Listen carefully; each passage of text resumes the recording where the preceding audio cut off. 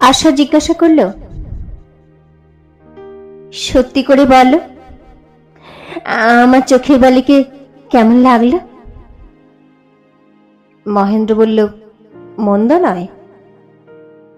আশা অত্যন্ত ক্ষুণ্ণ হয়ে বলল, তোমার কাউকে আর পছন্দই হয় না। মহেন্দ্র, কেবল একটি লোক ছাড়া। আশা বলল, আচ্ছা, ওর সঙ্গে আরেকটু ভালো করে আলাপ হোক, তারপরে বুঝবো পছন্দ হয় কি না। মহেন্দ্র বলল, আবার আলাপ? এখন বুঝি বরাবরই এমনি চলবে? আশা বলল, ভদ্রতার খাতিরেও তো মানুষের সঙ্গে আলাপ করতে হয়। একদিন পরিচয়ের পরেই যদি দেখাশোনা বন্ধ করো, তবে চোখের বালি কি মনে করবে বলো দেখি? তোমার কিন্তু সকলই আশ্চর্য। আর কেউ হলে অমন মেয়ের সঙ্গে আলাপ করবার জন্য সেধে বেড়াতো। তোমার যেন একটা মস্ত বিপদ উপস্থিত হলো। অন্য লোকের সঙ্গে তার এই প্রভেদের কথা শুনে মহেন্দ্র ভারী খুশি হলো। বলল, আচ্ছা বেশ, তো ব্যস্ত হবার দরকার কি? আমার তো পালাবার জায়গা নেই, তোমার সখীরও পালাবার তাড়া দেখি না। সুতরাং দেখা মাঝে মাঝে হবে, এবং দেখা হলে ভদ্রতা রক্ষা করবে। তোমার স্বামীর সেটুকু শিক্ষা আছে। মহেন্দ্র মনে স্থির করে রেখেছিল বিনোদিনী এখন থেকে কোনো না কোনো ছুতোয় দেখা দিবেই। ভুল বুঝেছিল। বিনোদিনী কাছ দিয়েও যায় না, দৈবাত যাতায়াতের পথেও দেখা হয় না। পাছে কিছুমাত্র ব্যগ্রতা প্রকাশ হয় বলে মহেন্দ্র বিনোদিনীর প্রসঙ্গ স্ত্রীর কাছে উত্থাপন করতে পারে না। মাঝে মাঝে বিনোদিনীর সঙ্গ লাভের জন্য স্বাভাবিক সামান্য ইচ্ছাকেও গোপন ও দমন করতে গিয়ে মহেন্দ্রের ব্যগ্রতা আরো যেন বেড়ে উঠতে থাকে। তারপরে বিনোদিনীর ঔদাস্যে তাকে আরো উত্তেজিত করতে থাকলো। বিনোদিনীর সঙ্গে দেখা হবার পরদিনে মহেন্দ্র নিতান্তই যেন প্রসঙ্গক্রমে হাস্যোচ্ছলে আশাকে জিজ্ঞাসা করল, আচ্ছা, তোমার অযোগ্য এই স্বামীটিকে চোখের বালির কেমন লাগলো?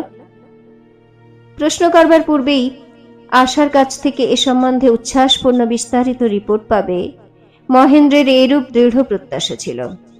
কিন্তু সেজন্য সবুর করে যখন ফল পেল না, তখন লীলাচ্ছলে প্রশ্নটা উত্থাপন করল। আশা মুশকিলে পড়ল। চোখের বালি কোনো কথাই বলে না। আশা সখীর উপর অত্যন্ত অসন্তুষ্ট হয়েছিল। স্বামীকে বলল, রস, 2-4 দিন আগে আলাপ হোক, তারপরে তো বলবে। কাল কতক্ষণেরই বা দেখা, কটা কথাই বা হয়েছিল। এতেও মহেন্দ্র কিছু নিরাশ হলো, এবং বিনোদিনী সম্বন্ধে নিশ্চেষ্টতা দেখানো তার পক্ষে আরো দুরূহ হলো।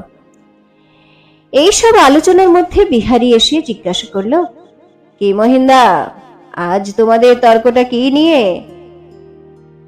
মহেন্দ্র বলল, দেখো তো ভাই, কুমুদিনী না প্রমোদিনী না কার সঙ্গে তোমার বোঠান চুলের দড়ি না মাছের কাঁটা না কি একটা পাতিয়েছেন, কিন্তু আমাকেও তাই বলে তার সঙ্গে চুরোটের ছাই কিংবা দেশালাইয়ের কাঠি পাতাতে হবে। এ হলে তো বাঁচা যায় না। আশার ঘুমটার মধ্যে নীরবে তুমুল কলহ ঘনিয়ে উঠল। বিহারী ক্ষণকাল নিরুত্তরে মহেন্দ্রের মুখের দিকে চেয়ে হাসল। বলল, বোঠান, লক্ষণ ভালো নয়, এসব ভোলাবার কথা। তোমার চোখের বালিকে আমি দেখেছি, আরো যদি ঘন ঘন দেখতে পাই তবে সেটাকে দুর্ঘটনা বলে মনে করব না, সে আমি শপথ করে বলতে পারি। কিন্তু মহিন্দা যখন এত করে বেকবুল যাচ্ছেন, তখন বড় সন্দেহের কথা। মহেন্দ্রের সঙ্গে বিহারীর যে অনেক প্রভেদ, আশা তার আরেকটি প্রমাণ পেল। হঠাৎ মহেন্দ্রের ফটোগ্রাফ অভ্যাসে সব চাপল।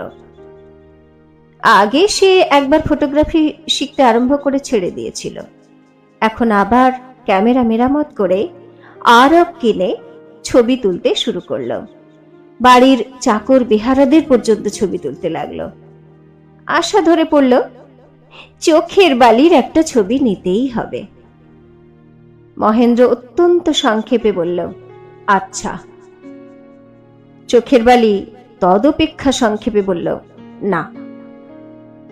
আশাকে আবার একটা কৌশল করতে হলো, এবং সে কৌশল গোড়া থেকেই বিনোদিনীর অগোচর রইল না। মতলব এই হলো, মধ্যাহ্নে আশা তাকে নিজের শোবার ঘরে এনে কোনো মতে ঘুম পাড়াবে, এবং মহেন্দ্র সেই অবস্থায় ছবি তুলে অবাধ্য সখীকে উপযুক্ত রূপ জব্দ করবে। আশ্চর্য এই, বিনোদিনী কোনো দিন দিনের বেলায় ঘুমায় না, কিন্তু আশার ঘরে এসে সেদিন তার চোখ ঢুলে পড়ল। গায়ে একখানি লাল শাল দিয়ে খোলা জানালার দিকে মুখ করে হাতে মাথা রেখে এমনই সুন্দর ভঙ্গিতে ঘুমিয়ে পড়ল যে মহেন্দ্র বলল, ঠিক মনে হচ্ছে যেন ছবি নেবার জন্য ইচ্ছে করেই প্রস্তুত হয়েছে। মহেন্দ্র পা টিপে টিপে ক্যামেরা আনলো। কোন দিক থেকে ছবি নিলে ভালো হবে তা স্থির করবার জন্য বিনোদিনীকে অনেকক্ষণ ধরে নানা দিক থেকে বেশ করে দেখে নিতে হলো। এমনকি আর্টের খাতিরে অতি সন্তর্পণে শিয়রের কাছে তার খোলা চুল এক জায়গায় একটু সরিয়ে দিতে হলো। পছন্দ না হয় পুনরায় তা সংশোধন করে নিতে হলো। আশাকে কানে কানে বলল, পায়ের কাছে শালটা একটুখানি বাঁদিকে সরিয়ে দাও। অপটু আশা কানে কানে বলল, আমি ঠিক পারবো না, ঘুম ভাঙিয়ে দেব, তুমি সরিয়ে দাও। মহেন্দ্র সরিয়ে দিল। অবশেষে যেই ছবি নেবার জন্য ক্যামেরার মধ্যে কাজ পড়ে দিল, অমনি যেন কিসের শব্দে বিনোদিনী নড়ে দীর্ঘশ্বাস ফেলে ধরফর করে উঠে বসল। আশা উচ্চই স্বরে হেসে উঠল। বিনোদিনী বড়ই রাগ করল। তার জ্যোতির্ময় চোখ দুটি থেকে মহেন্দ্র প্রতি অগ্নিবাণ বর্ষণ করে বলল, ভারী অন্যায়। মহেন্দ্র বলল, অন্যায় তার আর সন্দেহ নেই, কিন্তু চুরিও করলাম অথচ চোরাই মাল ঘরে এলো না, এতে যে আমার ইহকাল পরকাল দুই গেল। অন্যায়টাকে শেষ করতে দিয়ে তারপরে দণ্ড দেবেন। আশাও বিনোদিনীকে অত্যন্ত ধরে পড়ল। ছবি নেওয়া হলো, কিন্তু প্রথম ছবিটা খারাপ হয়ে গেল, সুতরাং পরের দিন আর একটা ছবি না নিলে চিত্রকর ছাড়ল না। তারপরে আবার দুই সখীকে একত্র করে বন্ধুত্বের চিরনিদর্শন স্বরূপ একখানি ছবি তোলার প্রস্তাবে বিনোদিনী না বলতে পারল না। বলল, কিন্তু কিন্তু এইটাই শেষ ছবি। শুনে মহেন্দ্র সে ছবিটাকে নষ্ট করে ফেলল। এমনি করে ছবি তুলতে তুলতে আলাপ পরিচয় বহুদূর অগ্রসর হয়ে গেল। বাইরে থেকে নাড়া পেলে ছাইচাপা আগুন আবার জ্বলে ওঠে। নবদম্পতির প্রেমের উৎসাহ যেটুকু ম্লান হয়েছিল, তৃতীয় পক্ষের ঘা খেয়ে সেটুকু আবার জেগে উঠল। আশার হাস্যালাপ করবার শক্তি ছিল না, কিন্তু বিনোদিনী তা অজস্র যোগাতে পারত। এজন্য বিনোদিনীর অন্তরালে আশা ভারী একটা আশ্রয় পেল। মহেন্দ্রকে সর্বদাই আমাদের উত্তেজনায় রাখতে তাকে আর অসাধ্য সাধন করতে হতো না। বিবাহের অল্পকালের মধ্যেই মহেন্দ্র এবং আশা পরস্পরের কাছে নিজেকে নিঃশেষ করবার উপক্রম করেছিল। প্রেমের সঙ্গীত একেবারেই তারস্বরের নিখাদ থেকে শুরু হয়েছিল। সুদ ভেঙে না খেয়ে তারা একেবারে মূলধন উজাড় করবার চেষ্টায় ছিল। এই ক্ষেপামির বন্যাকে তারা প্রাত্যহিক সংসারের সহজ স্রোতে কেমন করে পরিণত করবে। নেশার পরেই মাঝখানে যে অবসাদ আসে, সেটা দূর করতে মানুষ আবার যে নেশা চায়, সে নেশা আশা কোথা থেকে যোগাবে? এমন সময় বিনোদিনী নবীন রঙিন পাত্র ভরে আশার হাতে এনে দিল। আশা স্বামীকে প্রফুল্ল দেখে আরাম পেল। এখন আর তার নিজের চেষ্টা রইল না। মহেন্দ্র বিনোদিনী যখন উপহাস পরিহাস করত, তখন সে কেবল প্রাণ খুলে হাসিতে যোগ দিত। তাস খেলায় মহেন্দ্র যখন আশাকে অন্যায় ফাঁকি দিত, তখন সে বিনোদিনীকে বিচারক মেনে সকরুণ অভিযোগের অবতারণা করত। মহেন্দ্র তাকে ঠাট্টা করলে বা কোনো অসঙ্গত কথা বললে সে প্রত্যাশা করত বিনোদিনী তার হয়ে উপযুক্ত জবাব দিয়ে দেবে। এইরূপে তিনজনের সভা জমে উঠল। কিন্তু তাই বলে বিনোদিনীর কাজে শৈথিল্য ছিল না। রাধা বাড়া, ঘরকন্না দেখা, রাজলক্ষ্মী সেবা করা সমস্ত সে নিঃশেষপূর্বক সমাধা করে তবে আমোদে যোগ দিত। মহেন্দ্র অস্থির হয়ে বলতো, চাকর দাসীগুলোকে না কাজ করতে দিয়ে তুমি মাটি করবে দেখছি। বিনোদিনী বলতো, নিজে কাজ না করে মাটি হওয়ার চেয়ে সে ভালো, যাও তুমি কলেজে যাও। মহেন্দ্র, আজ বাদলার দিনটাতে। বিনোদিনী, না সে হবে না, তোমার গাড়ি তৈরি হয়ে আছে, কলেজে যেতে হবে। মহেন্দ্র, আমি তো গাড়ি বারণ করে দিয়েছিলাম। বিনোদিনী, আমি বলে দিয়েছি। বলে মহেন্দ্রের কলেজে যাবার কাপড় এনে সামনে উপস্থিত করল। মহেন্দ্র, তোমার রাজপুতের ঘরে জন্মানো উচিত ছিল, যুদ্ধকালে আত্মীয়কে বর্ম পরিয়ে দিতে। আমাদের প্রলোভনে ছুটি নেওয়া, পড়া ফাঁকি দেওয়া বিনোদিনী কোনো মতেই প্রশ্রয় দিত না। তার কঠিন শাসনে দিনে দুপুরে অনিয়ত আমোদ একেবারে উঠে গেল এবং এইরূপে সায়াহ্নের অবকাশ মহেন্দ্রের কাছে অত্যন্ত রমণীয়, লোভনীয় হয়ে উঠল। তার দিনটা নিজের অবসানের জন্য যেন প্রতীক্ষা করে থাকত। আগে মাঝে মাঝে ঠিক সময় মতো আহার প্রস্তুত হতো না এবং সেই ছুতো করে মহেন্দ্র আনন্দে কলেজ কামাই করত। এখন বিনোদিনী স্বয়ং বন্দোবস্ত করে মহেন্দ্রের কলেজের খাওয়া সকাল সকাল ঠিক করে দেয় এবং খাওয়া হলেই মহেন্দ্র খবর পায় গাড়ি তৈরি। পূর্বে কাপড়গুলো প্রতিদিন এমন ভাঁজ করা পরিপাটি অবস্থায় পাওয়া দূরে থাক, ধোপার বাড়ি গেছে কি আলমারির কোনো একটা অনির্দিষ্ট স্থানে অগোচরে পড়ে আছে তা দীর্ঘকাল সন্ধান ব্যতীত জানা যেত না। প্রথম প্রথম বিনোদিনী এই সকল বিশৃঙ্খলা নিয়ে মহেন্দ্রর সামনে আশাকে সহাস্য ভৎসনা করত। মহেন্দ্র আশার নিরুপায় নৈপুণ্যহীনতায় সস্নেহে হাসত। অবশেষে সখী বাৎসল্য বসে আশার হাত থেকে তার কর্তব্যভার বিনোদিনী নিজের হাতে কেড়ে নিল। ঘরে স্ত্রী ফিরে গেল, চাপকানের বোতাম ছিঁড়ে গেছে। আশা আশু তার কোনো উপায় করতে পারছে না। বিনোদিনী দ্রুত এসে হতবুদ্ধি আশার হাত থেকে চাপকান কেড়ে নিয়ে চটপট সেলাই করে দিত। একদিন মহেন্দ্রর প্রস্তুত অন্নে বিড়ালে মুখ দিল। আশা ভেবে অস্থির। বিনোদিনী তখনই রান্নাঘরে গিয়ে কোথা থেকে কি সংগ্রহ করে গুছিয়ে কাজ চালিয়ে দিল। আশা আশ্চর্য হয়ে গেল। মহেন্দ্র এইরূপে আহারে ও আচ্ছাদনে, কর্মে ও বিশ্রামে সর্বত্রই নানা আকারে বিনোদিনীর সেবাহস্ত অনুভব করতে লাগল। বিনোদিনীর রচিত পশমের জুতো তার পায়ে এবং বিনোদিনীর বোনা পশমের গলাবন্ধ তার কণ্ঠদেশে একটা যেন কোমল মানসিক সংস্পর্শের মতো বেষ্টন করল।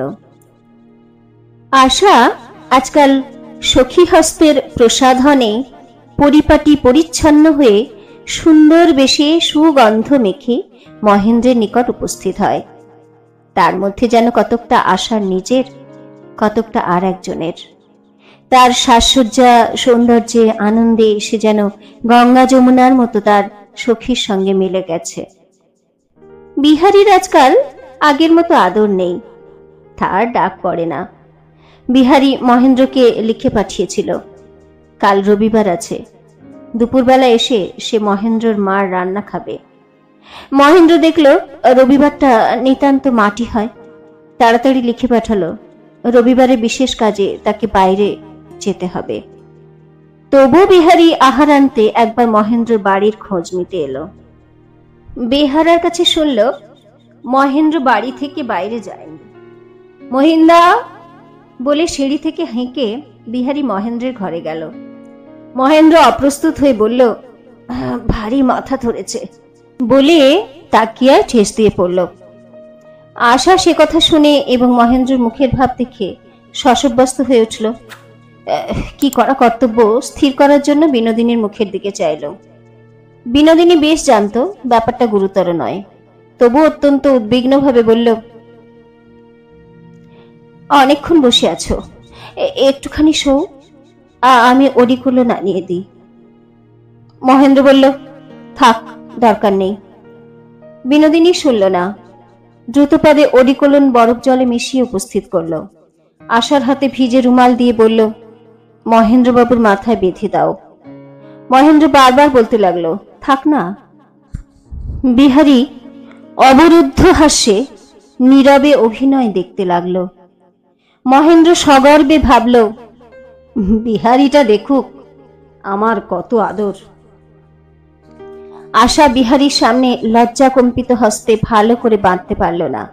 ফোঁটাখানেক ওডিকোলন গড়িয়ে মহেন্দ্র চোখে পড়ল। বিনোদিনী আশার হাত থেকে রুমাল নিয়ে সুনিপুণ করে বাঁধল এবং আরেকটি বস্ত্রখণ্ডে ওডিকোলন ভিজিয়ে অল্প অল্প করে নিংড়িয়ে দিল। আশা মাথায় ঘোমটা টেনে পাখা করতে লাগলো। বিনোদিনী স্নিগ্ধ স্বরে জিজ্ঞাসা করল, মহেন্দ্রবাবু, আরাম পাচ্ছেন কি? এইরূপে কণ্ঠস্বরে মধু ঠেলে দিয়ে বিনোদিনী দ্রুত কটাক্ষে একবার বিহারীর মুখের দিকে চেয়ে দেখল বিহারীর চোখ কৌতুকে হাসছে। সমস্ত ব্যাপারটা তার কাছে প্রহসন। বিনোদিনী বুঝে নিল এই লোকটিকে ভোলানো সহজ ব্যাপার নয়, কিছুই এর নজর এড়ায় না। বিহারী হেসে বলল, বিনোদ বোঠান, এমনতর শুশ্রূষা পেলে রোগ সারবে না, বেড়ে যাবে। বিনোদিনী, তা কেমন করে জানবো? আমরা মূর্খ মেয়ে মানুষ, আপনাদের ডাক্তারি শাস্ত্রে বুঝি এই মতো লেখা আছে? বিহারী, আছেই তো, সেবা দেখে আমারও কপাল ধরে উঠেছে, কিন্তু পোড়া কপালকে বিনা চিকিৎসাতেই চটপট সেরে উঠতে হয়। মহিন্দার কপালের জোর বেশি। বিনোদিনী ভিজে বস্ত্রখণ্ড রেখে দিয়ে বলল, কাজ নেই, বন্ধু চিকিৎসা বন্ধুতেই করুন। বিহারী সমস্ত ব্যাপার দেখে ভিতরে ভিতরে বিরক্ত হয়ে উঠেছিল। এ কয়দিন সে অধ্যয়নে ব্যস্ত ছিল। ইতিমধ্যে মহেন্দ্র, বিনোদিনী ও আশায় মিলে আপনা আপনি যে এতখানি তাল পাকিয়ে তুলেছে তা সে জানত না। আজ সে বিনোদিনীকে বিশেষ করে দেখল, বিনোদিনীও তাকে দেখে নিল। বিহারী কিছু তীক্ষ্ণ স্বরে বলল, ঠিক কথা, বন্ধুর চিকিৎসা বন্ধুই করবে। আমি মাথা ধরা এনেছিলাম, আমি তা সঙ্গে নিয়ে চললাম। ওডিকোলন আর বাজে খরচ করবেন না। আশার দিকে চেয়ে বলল, বোঠান, চিকিৎসা করে রোগ সারানোর চেয়ে রোগ না হতে দেওয়াই ভালো।